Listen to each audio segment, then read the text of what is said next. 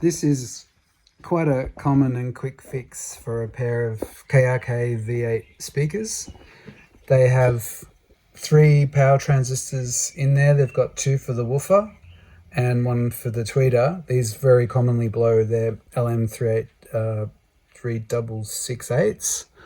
So they're about $7 each or so. So they're a bit of a pain, but you basically, you can measure that there's signal going in on pins 9 and 10, and on pin 3 is the output pin, and you can use with an oscilloscope to see whether you've got signal coming out. Usually what happens is they die and take out the tweeter. Luckily in this case it's not the case, the speakers are still okay.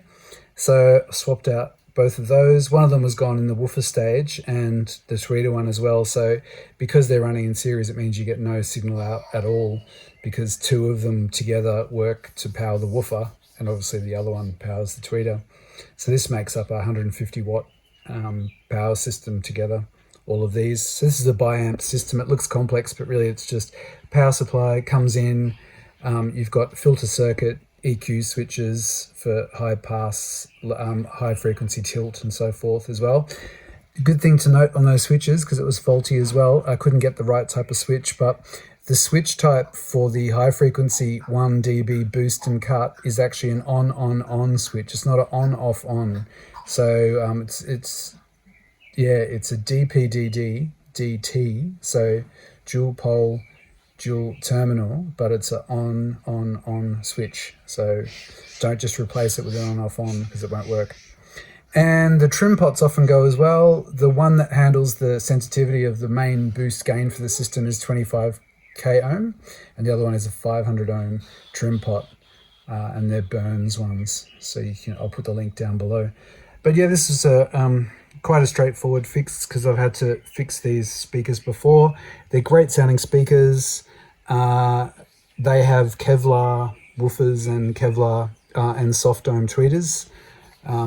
They sound fabulous, but often what happens is they get noisy after time, so you need to replace the power capacitors. And like I said, often the power amps blow in them, so you can replace those components.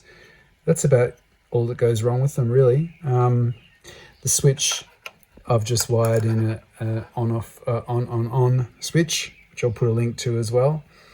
And yeah, these should work again for years. Just to show you how I'm testing this to check that it's working, I've got my oscilloscope and I've got a signal on channel 2, which is a 1K tone, which you can't hear, but you can obviously see it there.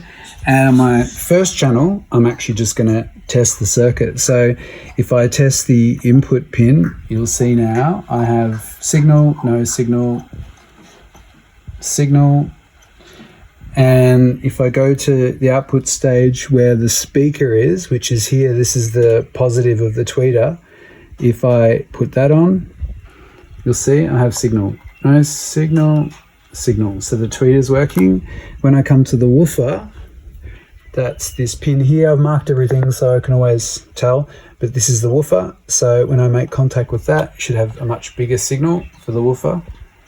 And there we go. So if I clip the clip onto the tweeter positive, and then on the side, if I tilt the high frequency boost, you should see it drop.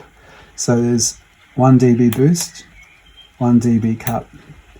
So that's what that switch does, and that's how you test it.